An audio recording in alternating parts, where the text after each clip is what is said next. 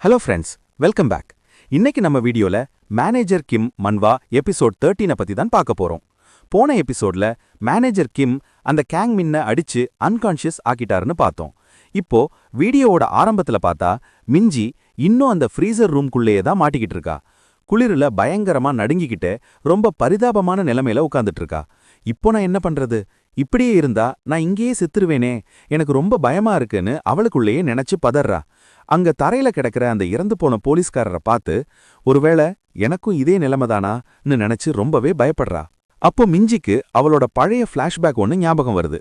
ஒரு முறை அவங்க அப்பா கிட்ட, மேனேஜர் கிம் கிட்ட, அப்பா உங்களுக்கு ரோஷமே இல்லையா? அவங்க தான் முதல்ல என்ன அடிச்சாங்கன்னு நான் சொன்னேன்ல, அப்புறமும் ஏன் நீங்க அவங்க கிட்ட போய் சாரி கேட்டீங்கன்னு கோபமா கேக்குறா. அதுக்கு மேனேஜர் கிம் ரொம்ப அன்பா, மிஞ்சி எந்த ஒரு அப்பா அம்மாவுக்கும் அவங்களோட சுயமரியாதையே அவங்க பிள்ளைங்க தான், என் செல்ல பொண்ணே எனக்கு எல்லாமே நீதான்னு சொல்றாரு. இந்த எமோஷனலான வார்த்தைகளை நினைச்சு பார்த்த மிஞ்சி, ஆமா என் அப்பாவுக்கு நான் ரொம்ப முக்கியம், நான் உசுரோட இருக்கணும்னு முடிவு பண்ணி அந்த ஆபத்துல இருந்து தப்பிக்க ஒரு வழிய தீவிரமா யோசிக்கிறா. இன்னொரு பக்கம் பார்த்தா அந்த கேங்ஸ்டர் இப்போ ஃப்ரீசர் ரூமுக்கு வெளியே வந்து நின்னுட்டு இருக்கான். அதாவது மேனேஜர் கிம்முக்கும் கேங் மின்னுக்கும் நடக்கிற சண்டையில இருந்து விலகி இங்க வந்துட்டான். தான் குடிச்சிட்டு இருந்த சிகரெட்டை தூக்கி போட்டுட்டு, அடைச்சி இந்த சண்டை ஏன் இவ்ளோ நேரம் போகுது, அந்த கேங் மின் இன்னும் அந்த ஆளை போட்டு தள்ளலையா, இதுல இந்த மழை வேற கடுப்பேத்துதுன்னு புலம்புறான். கரெக்டா அந்த நேரத்துல ஃப்ரீசர் ரூம் கதவுல இருந்து ஏதோ ஒரு சத்தம் கேக்குது. கேங்ஸ்டர் சந்தேகத்தோட கதவு கிட்ட போய் அதை திறக்க ட்ரை பண்றான். ஆனா ஆச்சரியமா திடீர்னு அந்த கதவு தானாவே திறக்குது. கேங்ஸ்டருக்கு ஒண்ணுமே புரியல. என்னடா இதுன்னு அதிர்ச்சியா பாக்குறான். அந்த கேங்ஸ்டருக்கு ஒரே குழப்பம், இந்த கதவு எப்படி திறந்தது? ஏ பொண்ணே, கதவை லாக் பண்ணி வச்சிருந்த அந்த பொருளை நீ எடுத்துட்டியான்னு கேக்குறான். ஆனா அந்த கேங்ஸ்டர் ரொம்பவே தந்திரமானவன். அதனால உடனே உள்ள போகாம லேசா எட்டி பாக்குறான். உள்ள அந்த போலீஸ்காரர் இறந்து கிடக்கிறதும் அவர் மேல ஒரு துணி போத்தி இருக்கிறதும் அவனுக்கு தெரியுது.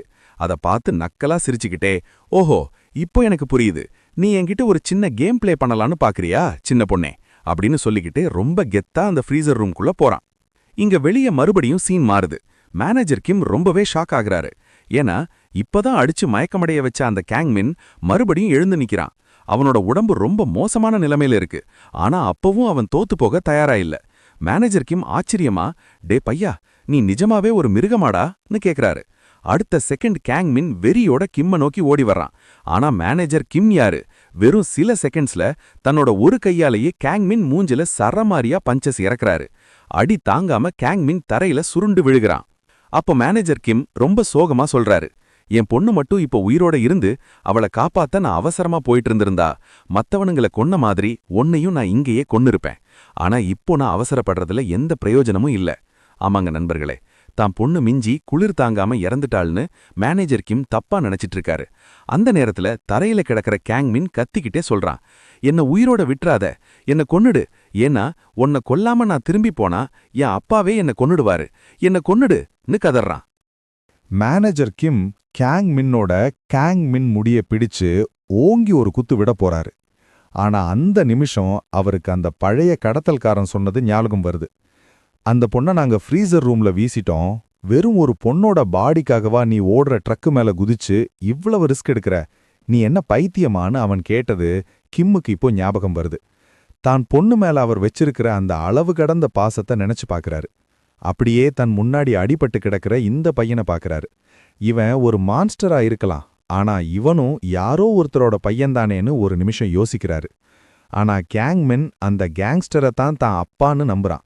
அதனால கிம் கேக்குறாரு, உண்மையாவே அவன் உன்னோட அப்பான்னு நீ நம்புறியா? ஒரு உண்மையான குடும்பம்னா இப்படி இருக்காது. நீயும் என் பொண்ணு வயசு பையன்றதால உன்னை நான் உயிரோட விடுறேன்னு சொல்லிட்டு அங்கிருந்து கிளம்புறாரு. மேனேஜர் கிம் சொன்ன குடும்பம் என்ற வார்த்தை கேங் மின்ன ரொம்பவே யோசிக்க வைக்குது. குடும்பம்னா இப்படித்தான் இருக்குமான்னு அவனுக்குள்ளேயே கேட்டுக்கிறான். அவனுக்கு ஒரு பழைய ஞாபகம் வருது, ஃப்ளாஷ்பேக். ஒரு முறை போலீஸ் அந்த கேங்ஸ்டரை துரத்தும்போது அவன் கேங் மின்ன பார்த்து, டே கேங்மென், போலீஸ் வந்துட்டாங்க, நீ இங்கேயே நின்னு அவங்கள சமாளி, நான் தப்பிக்கணும்னு சொல்லிட்டு ஓடி போயிருக்கான். அதாவது தன்னை காப்பாத்திக்க தாம் பையனை கேங் மின்ன பலிகடா ஆக்கியிருக்க அந்த கேங்ஸ்டர். கேங் மின்ன எப்படி தன்னோட சுயநலத்துக்காக பயன்படுத்தியிருக்கான்னு இப்ப பாருங்க.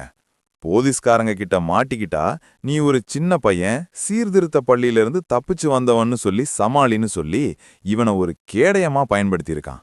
பாவம் கேங்மின், இப்பதான் அவன் தன்னோட அப்பா ஒரு பொய்யானவன்னு உணர்றான். ஆனா அந்த உண்மைய அவன் முழுசா புரிஞ்சுக்கிறதுக்குள்ள காலம் கடந்துடுச்சு. ஏன்னா திடீர்னு அவனுக்கு பின்னாடி இருந்து மேனேஜர் வராரு. ரொம்பவே அமைதியா ஒரே ஒரு திருப்புல கேங்மின்னோட கழுத்தை ஒடிச்சு வேலைய முடிச்சிடுறாரு. அப்புறம் தன் டீமுக்கு மெசேஜ் அனுப்புறாரு. Target 0 down. இங்க வேலை முடிஞ்சது, அடுத்த லொகேஷனுக்கு கிளம்பலான்னு. இங்க இன்னொரு பக்கம் அந்த கேங்ஸ்டர் ஃப்ரீசர் ரூம்குள்ள நுழையறான். தன் கோட் பாக்கெட்ல இருந்து கத்தியை எடுத்துக்கிட்டு, ஏய் பொண்ணே, என்கிட்டயே விளையாடுறியா? எனக்கு ஆபத்தை மோப்பம் பிடிக்க தெரியும். அதனால தான் எல்லாரும் என்ன நாயின்னு கூப்பிடுறாங்க. நீ என்ன பிளான் பண்ணாலும் நான் மாட்டிக்க மாட்டேன்னு ரொம்ப திமிரா பேசுறான். அவன் முன்னாடி ஒரு துணி போர்த்தப்பட்ட உடம்பு கிடக்குது. அதுக்கு அடியில் தான் மிஞ்சி ஒழிஞ்சிட்டு இருக்கான்னு அந்த லூசு தப்பா கணக்கு போடுறான். மிஞ்சி திடீர்னு தம் மேல அட்டாக் பண்ணுவான்னு பயந்த அந்த கேங்ஸ்டர் அந்த துணி மேல சரமாரியா கத்தியால குத்துறான். நீ இங்க ஒழிஞ்சுகிட்டு இருந்தா எனக்கு தெரியாதுன்னு நினைச்சியா? செத்தவன் மாதிரி நடிச்சா நான் ஏமாந்துடுவனா? தப்பான ஆள்கிட்ட மோதிட்டேன்னு கத்திக்கிட்டே குத்துறான். ஆனா உண்மை என்னன்னா, அந்த துணிக்கு அடியில் இருக்கிறது ஏற்கனவே இறந்து போன அந்த போலீஸ்காரர் தான். மிஞ்சி அங்க இல்ல. அந்த கேங்ஸ்டர் இப்போ ஒரு பெரிய தப்பு பண்ணிட்டான். அது என்னன்னு அவனுக்கே இன்னும் கொஞ்ச நேரத்துல புரிய போகுது. அந்த கேங்ஸ்டர் தப்பான ஆளை குத்திக்கிட்டு இருக்கும்போது நம்ம மிஞ்சி அவனுக்கு பின்னாடியே வந்து நிக்கிறா. அவ கையில என்ன இருக்கு தெரியுமா? ஒரு பெரிய மீன். ஆனா அது சாதாரண மீன் இல்ல. ஃப்ரீசர் ரூம்ல இருந்ததுனால உறைஞ்சு போய் ஒரு இரும்பு தடி மாதிரி மாறி இருக்கு. கேங்ஸ்டர் ஏதோ சத்தம் கேட்டு பின்னாடி திரும்புறான். ஆனா அவன் கண்ணு இமைக்கிற நேரத்துல மிஞ்சி அந்த மீனை வச்சு அவன் மண்டையிலே ஒரு பயங்கரமான போடு போடுறான். விடாம சரமாரியா அட்டாக் பண்றான். அந்த அடிகளை தாங்க முடியாம அந்த கேங்ஸ்டர் அப்படியே மயங்கி தரையில விழுறான். நம்ம மிஞ்சி இப்போ ஒரு வழியா அவனை சமாளிச்சுட்டு மூச்சு வாங்குறான். மூச்சு வாங்கிக்கிட்டே மிஞ்சிக்கு அவங்க அப்பா சொன்ன அந்த வார்த்தைகள் ஞாபகம் வருது. மகளே, என்னோட சுயமரியாதையே உனக்குள்ளதான் இருக்கு. கொஞ்ச நேரத்துக்கு முன்னாடி இதே கேங்ஸ்டர் மிஞ்சிய பார்த்து நீ ஒரு முட்டாள்னு கிண்டல் பண்ணது அவளுக்கு இப்ப ஞாபகம் வருது. அவனை பார்த்து மிஞ்சி மாசா ஒரு டயலாக் விடுறா. போடா நாரப்பயலே, நீ ரொம்ப புத்திசாலின்னு நினைப்பா. எங்க அப்பா எனக்கு நிறைய நல்ல விஷயங்களை சொல்லி கொடுத்திருக்காரு. உன்னை போன்ற ஒரு கேங்ஸ்டர் கிட்ட நான் ஒருபோதும் தோக்க மாட்டேன்னு கெத்தா சொல்லிட்டு அவனை அங்கேயே போட்டுட்டு கிளம்புறா. இதோட இந்த எபிசோட் முடியுது. இந்த வீடியோ உங்களுக்கு பிடிச்சிருந்தா மறக்காம லைக் பண்ணுங்க. அப்படியே அந்த சப்ஸ்கிரைப் பட்டனை தட்டி பெல் ஐகானையும் அழுத்திடுங்க. அடுத்த வீடியோல உங்களை சந்திக்கிறேன்.